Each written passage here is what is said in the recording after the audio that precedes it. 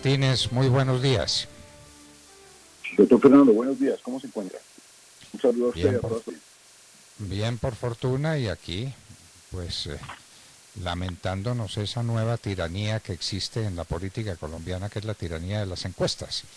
Lo que dicen las Sí, señor. encuestas es la palabra revelada y entonces no hay nada más que hacer, no hay argumentos que escuchar, no hay puntos de vista que tener en cuenta. Las encuestas, lo que dicen las encuestas, eso es. ¿De dónde salió eso, doctor Gómez Martínez? A usted ni siquiera lo invitan a las reuniones porque está abajo en las encuestas. Bueno, la palabra es Sí, suya. pero, ¿Qué le propone usted a los pero, colombianos? pero yo encuentro que no sea una regla general, porque mi colega hasta hace pocos días, Ingrid Betancourt, estaba también baja en las encuestas y a ella sí la invitaban. Yo quiero pensar que también hay algo de sectarismo político en estas decisiones y de instrumentalización. Si usted no le permite a la derecha comunicarse con el pueblo a través de los medios masivos, pues es difícil que los ciudadanos oigan una visión diferente del país. Entonces yo creo que se suman las dos cosas, la forma en que se hacen las encuestas y obviamente las encuestas en gran medida son resultado del protagonismo mediático. No todo, claro, también está la favorabilidad y obviamente el acuerdo del ciudadano con las propuestas de cada candidato o su perfil personal.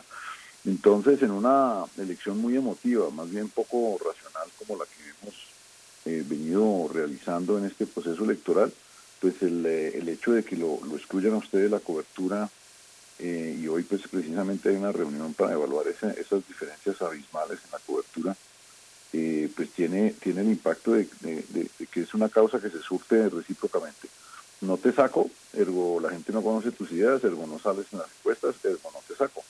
Y así pues ha sido, digamos, la marca de este proceso desde diciembre, cuando recibimos la personería. Y creo que es lamentable porque cuando ve usted los escenarios del debate, la cantidad de bobadas que se dijeron, la cantidad de falsas premisas que se asumieron para las respuestas de los candidatos, pues creo que sí le hacía falta a eso un poquito de contradicción y realmente no se dio, lamentable. Bueno, lamentable, pero olvidémonos de las encuestas y olvidémonos de la favorabilidad. ¿Usted qué le propone al pueblo colombiano desde su perspectiva? Un término muy orteguiano, desde su perspectiva conservadora.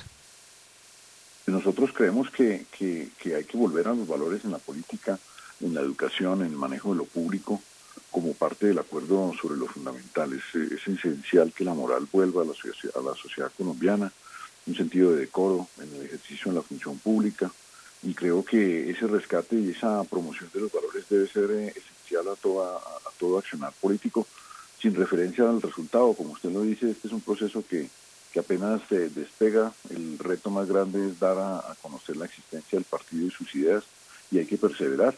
Y también obviamente la lucha por la justicia, una sociedad como la nuestra, que no tiene el Estado la capacidad de brindar un servicio de justicia digno y razonable, sino que al contrario, cada vez estamos enfrentados a un sistema de justicia cada vez más absurdo, cada vez más contrario a los presupuestos de nuestra sociedad y que no le sirve bien tampoco al hombre común y corriente. No dispensa la justicia, la dispensa tarde, la dispensa mal.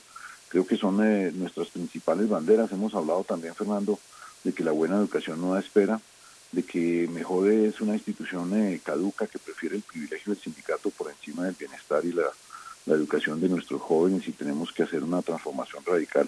Por eso insistimos en el bono escolar y finalmente una agenda de desarrollo, rescatar el orgullo de Colombia en sus empresarios y confiarles la enorme tarea de crear el empleo allí donde este Estado socialista de la Constitución del 91 ha fracasado estruendosamente, que es en generar buen empleo, mucho empleo para los jóvenes, para todos los ciudadanos de Colombia. Esas son las razones por las cuales nos atrevemos a pedir el favor de los votantes el 29 de mayo y una consideración de fondo sobre el tema del miedo y el voto útil. Y lo único claro que arrojan las encuestas, en lo único que coinciden de manera sistemática, es que nadie va a ganar en la primera vuelta. Y ese temor bastante acendrado, bastante profundo de los colombianos de que gane Petro en la primera vuelta no se va a dar, y por eso Pedimos que usen la primera vuelta para lo que es, para el voto de opinión, por las ideas que los convengan.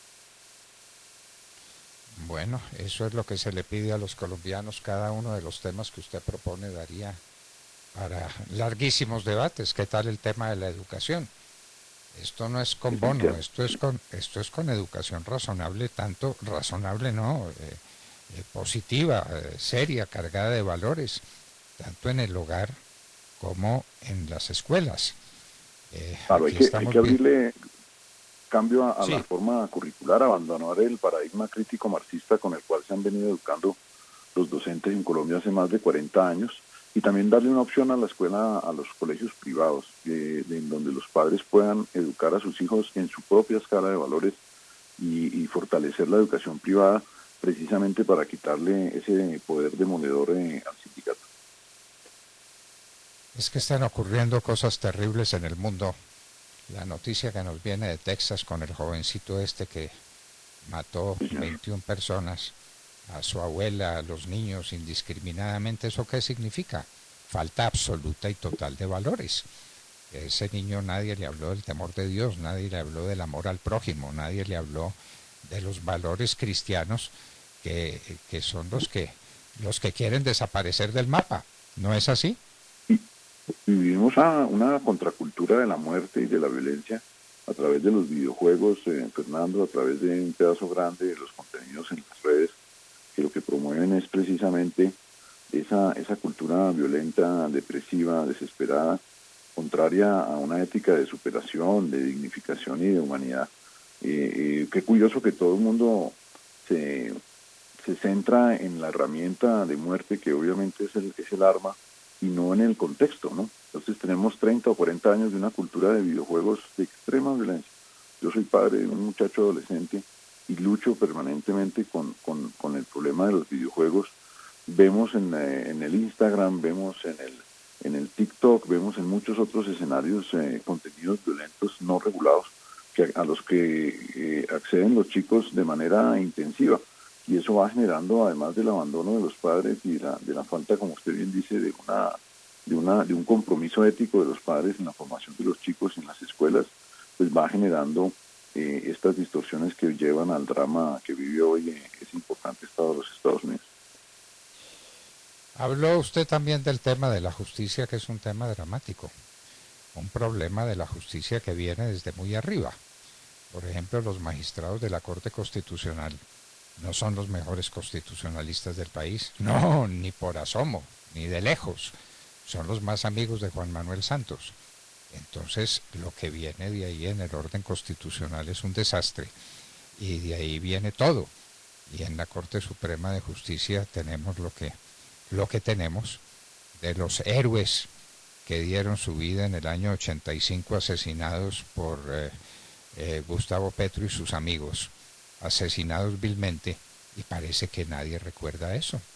Tuvimos jueces que fueron héroes, que entregaron su vida por la salvación de Colombia, y hoy tenemos jueces que hacen política. Qué diferencia, ¿no? El sistema de la cooptación que tanto ha defendido la rama jurisdiccional como un supuesto elemento de su independencia, pues cuando estaba manejado con esos héroes, con esos grandes juristas, grandes seres humanos que usted menciona de esa corte ilustre en la década de los 80, ese sistema se ha transformado, se ha degenerado en un sistema donde no se nombran magistrados sino cómplices. Cuando la Corte Suprema ha llegado a tener hasta 3 presidentes condenados o imputados por corrupción, donde el cartel de la toga es una realidad ni siquiera explorada porque quien debía explorarla, que era la Fiscalía, también se corrompió en esa misma cadena de favorecimientos.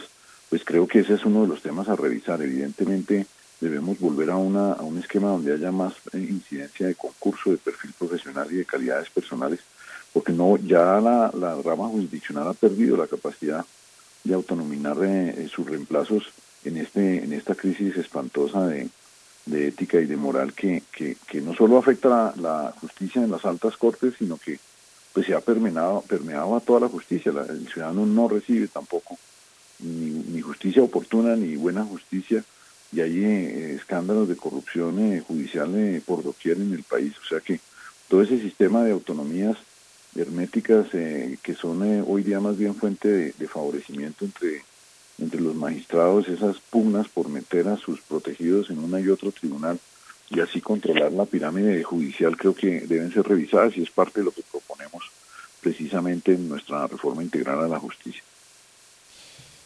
Parece que se nos olvidara, doctor Enrique Gómez Martínez, que el origen de las mayores desventuras de Colombia y de sus más acerbos dolores es la cuestión del narcotráfico, que ahí nos estamos jugando literalmente la vida y no se hace nada por contenerlo.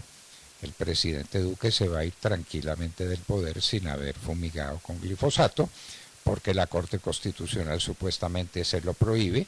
Eso definitivamente no es verdad, y entonces tenemos que el narcotráfico es dueño y señor de lo que está pasando y nos tenemos que atener a la justicia que ellos mismos se imparten. Hoy amanecemos con la noticia del asesinato en Venezuela de Gentil Duarte, que sigue al del Paisa, que sigue al de Santrich, que sigue al de cuantos otros bandidos que han encontrado una administración de justicia muy expedita en los propios cómplices de ellos, que se pelean con ellos las rutas y el dinero del narcotráfico. El narcotráfico, y ese es un tema que no se discute, doctor Gómez Martínez. Ese tema esta campaña apenas no se toca. Es la mayor fuente de violencia, de destrucción ambiental, el recrudecimiento de la siembra indiscriminada de minas antipersonas para cuidar los cultivos, el fenecimiento de la moral de nuestras tropas y agentes de policía encartados en una misión imposible sin el respaldo ni siquiera de sus propios jueces ni sin el respaldo de la opinión pública. Es un mar de hipocresías y contradicciones y todos mis competidores aquí de espaldas al tema, ignorando el tema de la fumigación aérea, ignorando obviamente el síntoma terrible de la presencia del Golfo en cerca de 8 departamentos, burlándose de la institucionalidad y la soberanía colombiana.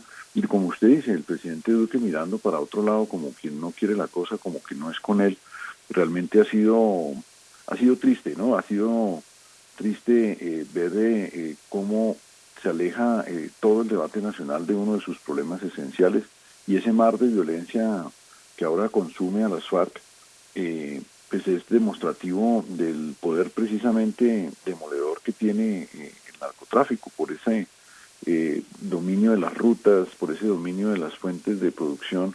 Se están asesinando y masacrando entre ellos, pero en el camino afectan a muchas poblaciones rurales de Colombia, en Venezuela, y sumen en el caos toda la frontera, ¿no? Entonces, sí es inconcebible que no haya una postura clara de volver a la fumigación aérea y de tener una política de interés nacional de largo plazo para superar la guerra contra las drogas y prevenir el consumo que ha sido nuestra propuesta. Hemos sido los únicos en hablar del tema. Los únicos, y hablar de un tema que se nos vino encima. Ya las grandes autoridades internacionales están hablando de una hambruna que se nos vino encima. Nosotros tenemos la tierra, tenemos los campesinos, tenemos la voluntad de sembrar, de recoger, de trabajar el campo, y no lo estamos aprovechando. Y esta es la última oportunidad porque el mundo está padeciendo hambre. Los Estados Unidos no tienen fórmula, hágame el favor, no tienen cómo alimentar a los niños recién nacidos. Es que estamos viviendo momentos muy especiales, doctor Enrique, y cómo nos hubiera gustado que en este debate pudiéramos oír sus palabras en igualdad de condiciones con los demás, sin los desequilibrios que plantean las famosas encuestas. Pues estamos pendientes de una agenda agropecuaria que por fin funcione. Llevamos un vacío aterrador. La institucionalidad del sector agropecuario derivada del ministerio es vergonzosa. Se ha desnaturalizado en sus misiones. Las sucesivas reformas no se traducen en un aumento de las áreas de siembra, en un fortalecimiento técnico, que es lo que más necesita hoy día la agricultura o la economía agropecuaria del país para mejorar nuestras productividades por hectáreas y expandir la frontera agrícola. Obviamente en la Orinoquía, que tanto se habla ya de la altillanura, que sigue abandonada. Décadas después sigue sin ser precisamente esa gran alternativa de producción. Y las zonas andinas de pequeños fundios y medianos fundios, pues la gente ha dejado de sembrar. No hemos sido los únicos en insistir que se debe mejorar la cobertura del seguro agropecuario. De tanto plantearlo en todos los foros, finalmente la industria aseguradora y el ministerio sacaron un informe lamentable. Menos del 4% de las 4,6 millones de hectáreas de Colombia tienen acceso al seguro agropecuario, con un clima cambiante, duro, difícil, con los costos de los insumos tan altos. Muchos agricultores más bien prefieren dejar cesantes, dejar en montar sus parcelas porque el riesgo es demasiado alto y no ve uno la dinámica ni la capacidad de reacción. Desde Davos es un poco difícil atender la expansión de la frontera agropecuaria en hortalizas en Colombia. O sea, uno tiene que estar en el terreno, cosa que el presidente Iván Duque ya no hizo, o el expresidente, diría yo, Iván Duque ya no hizo, y creo que la urgencia de proteger nuestra canasta de productos básicos alimentarios es altísima, y el que no siembra a tiempo, Fernando, no cosecha. Y creo que nuestro gobierno no ha aprendido ni siquiera esa lección básica pues de economía agropecuaria. Queridos amigos, han escuchado ustedes al candidato presidencial por Salvación Nacional, Enrique Gómez Martínez. Con encuestas o sin encuestas, ustedes pueden votar por él, si les parece el hombre apropiado, el hombre diserto, el hombre capaz y recto para manejar los destinos de Colombia. Doctor Enrique Gómez Martínez, muchísimas gracias por estar en la hora de la verdad. Gracias a ti, Fernando, además a todo el equipo y a los oyentes. Hay que votar con conciencia y votar con sentido común el 29 de mayo. Denos la oportunidad, estamos construyendo proceso para lo conservador y la derecha en Colombia, y este primer paso y su ayuda es muy, muy importante. Gracias, Fernando, por la oportunidad, y un gran saludo a todos los oyentes.